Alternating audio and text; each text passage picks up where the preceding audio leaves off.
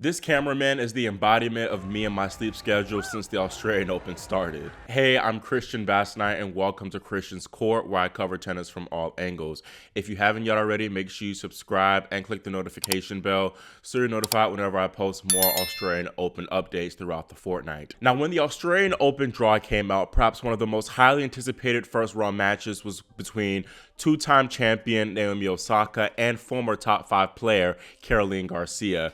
Garcia beat Osaka in the first round here in Melbourne last year by a score of 6-4, 7-6, but Osaka flipped the script with an impressive 6-3, 3-6, 6-3 victory tonight. Now, there were question marks surrounding Osaka's form coming into this tournament as she retired from her Auckland final after winning the first set against Clara Towson due to an apparent abdominal strain. And Naomi admitted after the match that she hadn't really hit a lot of serves leading up to this tournament to protect her injury, but she still served very well this match and she only got broken twice. I think Naomi simply being in better form compared to last year was the difference maker in this one. Garcia also was not very high on confidence or match play either as she was coming off from a layoff, but the French woman played a solid match, but in the end Osaka was just better and she was definitely the deserved victor. Now, perhaps the biggest momentum shift in this match was Naomi actually getting upset with this questionable line call at 1-all in the third set. Of course, there are no line judges right now at the Australian Open. It's all Hawkeye Live, but there have been some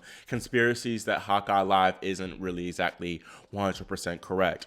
Naomi broke in that same 1-all game, and she broke once more in the final game of the match to claim her first victory in Melbourne since 2022. After the match, Naomi, like a few other players this tournament, did give her condolences to the current wildfire situation in LA, where the casualty count is currently 24. Osaka actually lives in LA, and she says that the fire is 3 blocks from her house, and she said that she had someone get her daughter Shai's birth certificate just to be on the safe side.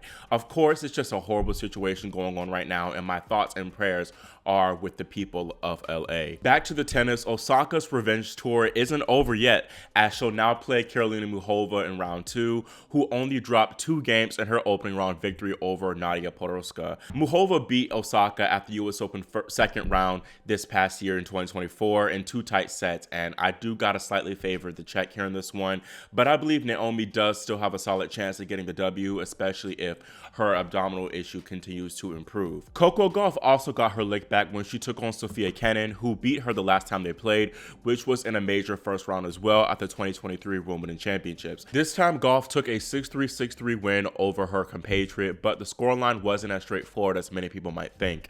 This was a very scrappy performance from the third seed, and the match really could have been much more competitive if Kenin was on her game, but the 2020 Aussie Open champion, she let her opponent off the hook quite a few times today with her sloppy play. Coco finished this match with 28 winners to 32 unforced errors, and she hit 12 aces to 9 double faults. So that double fault count was high, but I'm going to give her the benefit of the doubt as the sun was an issue and was glaring in her eye. I also think Coco had the first round slam jitters, and she knew that Kenin was a dangerous opponent, even though she is currently ranked outside the top 70. So overall, I think her getting a 6-3, 6-3 win over Kenin is a solid result. She'll be happy for sure to get through, and now Coco improves to not only being 6-0 in 2025 thus far, but she's a perfect 12-12 of sets won. Of course, I gotta mention Coco's kit, as everyone has been raving about it, and it is indeed a hit. She said that it was inspired by Marvel female superheroes, and I also see some early Venus inspo with the back cutout. I wonder also if there's going to be a night fit like she had with last year. Also, let me know in the comments if you won a best and worst dressed players at the 2025 Australian Open. Let me know. Now, unfortunately, I can already tell you that my girl Aryna Sabalenka would not be making the best dressed list if I do make the video, but she did get an opening round straight sets victory, so that's all that matters for real. Sabalenka dispatched of 2017 US Open champion Sloane Stephens 6-3, 6-2. Again, with Gauff Kenin, this was not really a high quality match, to be honest, from both women. I was honestly afraid of a double bagel because Sabalenka was clobbering Sloane at the start, going up 4-love, but Sloane, she reeled off 3 games in a row, and I thought, okay, maybe this could be a match, but then she started to fade away, and Sabalenka raised her level and improved to take home the match pretty comfortably in the end. I feel for poor Sloane because now she's on a 9-match losing streak dating back to Wimbledon, and Honestly, I said this before, but I think she'll be hanging it up sooner rather than later. Now, I think it's kind of clear that amongst the top 3 seeds, Iga Swiatek had the best opening round performance when she beat tricky Czech Katerina Siniakova 6-3, 6-4. Swiatek finished with 17 winners to just 15 unforced errors, and to me, I think she's still going to be a strong favorite to make the finals in that bottom half. Now, going over some other notable women's results from this past day of action, Aryna Sabalenka won her first match since undergoing foot surgery last autumn to send off Sorana Cirstea 6-4, 6-4. And then fellow mother Belinda Bencic needed 6 match points before beating 16th seed Jelena Ostapenko 6-3, 7-6 in her first Grand Slam match since maternity leave. Bencic got to keep it out for her as she is in that same Osaka Gauff little section. Unfortunately, Vika Azarenka did not join her fellow mothers in the victory club as she lost to Lucia Bronzetti 6-2, 7-6. And honestly, like with Sloane, it might be curtains for Azarenka too. Wouldn't be surprised if that was her final ever match in Melbourne. American Danielle Collins, though, finally snapped her 6-match losing streak with a 7-6, 6-3 win over Daria Sneaker. She now faces another qualifier in Destiny Aeva. Now, I gotta show some love to Destiny Aeva because she is one of the feel-good stories of this Australian Open thus far, as in her opening round victory over Greet Minin, she recovered from a set and 5-2 down, and she saved 2 match points to come out on top with a 5-7, 7-5, 7-6 win. The 24-year-old Aeva was once a top-ranked junior, and she was hyped up a lot by the Aussie media, but she has battled with mental health issues, and she was eventually diagnosed with borderline personality disorder.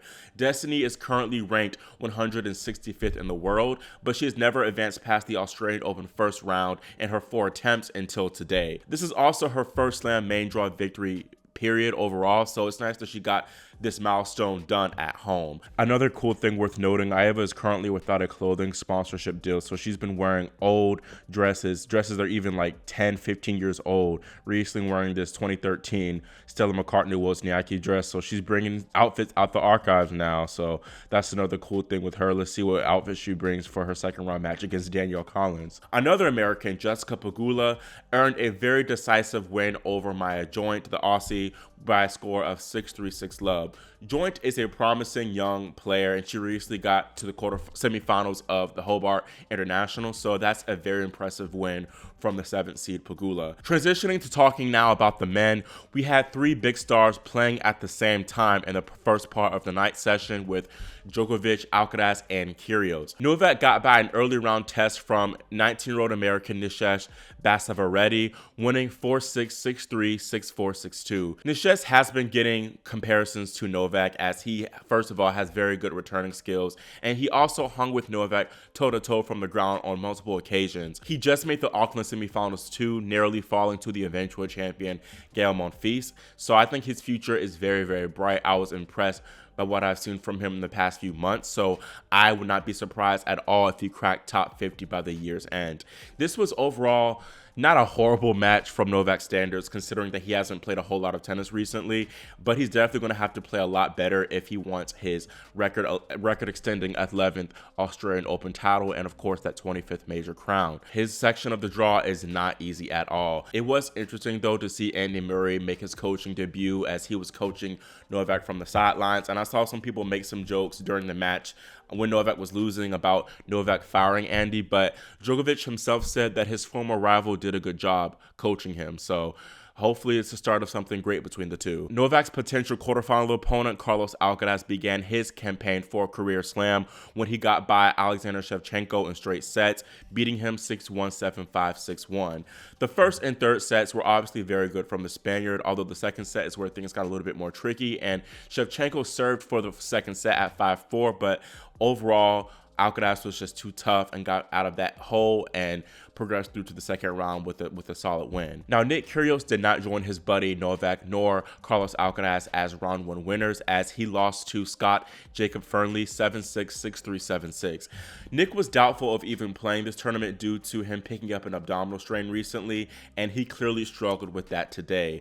Kyrgios said himself that he was at 65% capacity and that his home crowd gave him the energy to keep fighting on. This actually might have been the last time that the Aussie fans saw Kyrgios compete in Melbourne, in singles at least, as Kyrgios said in his presser that realistically, I can't see myself playing singles here again. This really just proves what I said before, that Nick and all the talk against Sinner was just a ploy and really just for show, and him trying to remain and grasp into the spotlight because he knows that he can't really do it with his tennis due to his bouts with injury. Really, Nick is cooked. He was out for over a year due to a serious wrist problem, which he underwent surgery for, and then he hasn't really consistently played since 2022, where he made that Wimbledon finals. He looks a bit foolish, honestly, saying that he wants to play and beat Sinner when he can't even win a set against the world number 92 Fearnley, although Jacob is a solid player for sure. Nick is turning 30 years old this year, so he already doesn't have too much time left playing wise. So considering that he's also very injury prone,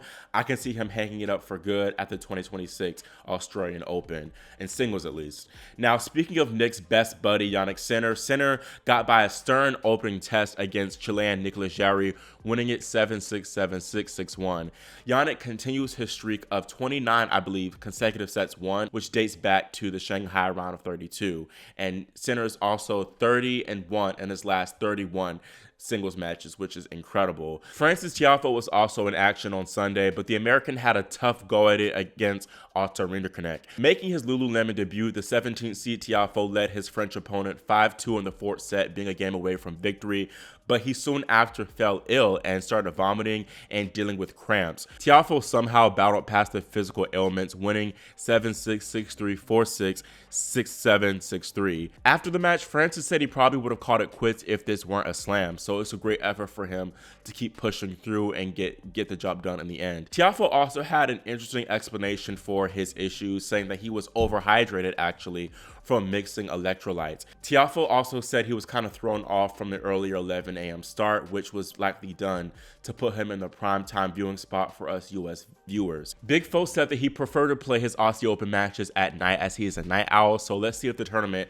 organizers grant that request. Another brother who got an impressive opening round win was Felix Auger-Aliassime, who defeated the big serving German Jan-Lennart Struff in 4 sets. This was a great effort from Auger-Aliassime, especially since he's coming off a title in Adelaide, and where the conditions are a little bit different too. Struff is also a very tough opponent, and Auger-Aliassime has struggled in the early rounds of slams lately, so it's great that he kind of got that little bit of a monkey off his back and is now into the second round. Now, the biggest upset of the day really wasn't that big of an upset, as the 11th seed Stefanos Tsitsipas was sent packing by 42nd ranked Alex Michelson. The American Michelson beat Tsitsipas the last time they played, which was late last year in Tokyo, so many fans were calling for this to happen, and of course Michelson is a very talented player. However, I know that Alex has been kind of prone to choking in the tight moments whenever he has big opportunities to win big matches, so he did try to let Tsitsipas a little bit back in the match in the fourth set when he squandered a break lead, but Alex showed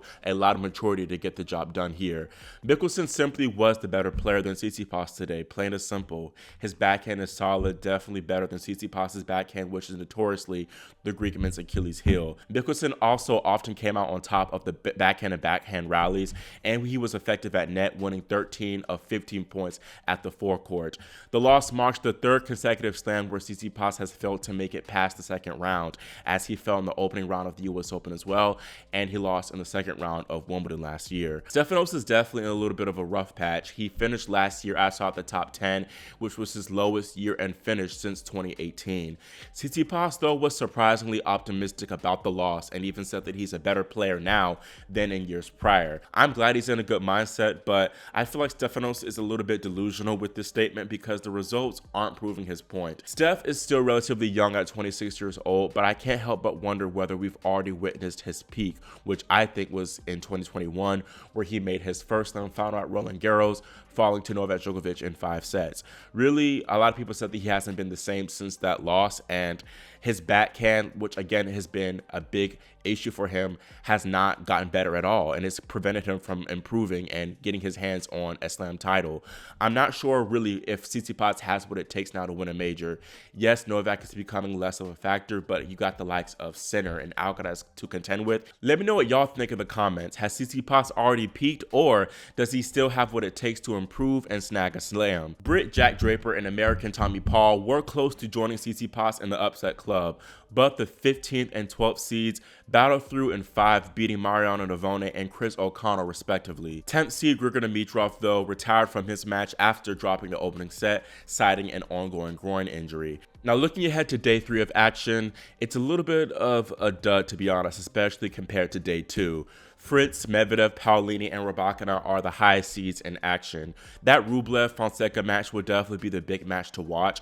Also, I think Navarro and Stearns would be a good one. Now, Kudermetova-Gadecki on Rod Laver Arena is definitely a choice. I think Rublev and Fonseca should have been there, as well as Rybakina and Emerson Jones, as Jones is a young Aussie talent, and that would have been a great moment for her, but I don't know why they did that. And hopefully, though, Gadecki and Kudermetova will deliver and perhaps be the match of the year. Highly doubt it, though. Anyways, that is all I have for my first recap of this 2025 Australian Open, and let me know your thoughts in the comments on how some of the top players have looked thus far. Are any of your draws busted already? Again, make sure you subscribe and click the notification bell so you're notified whenever I post, again, more updates throughout the tournament. Thank you all so much for watching and for your support, and I'll see you all next time here on Christian's Court.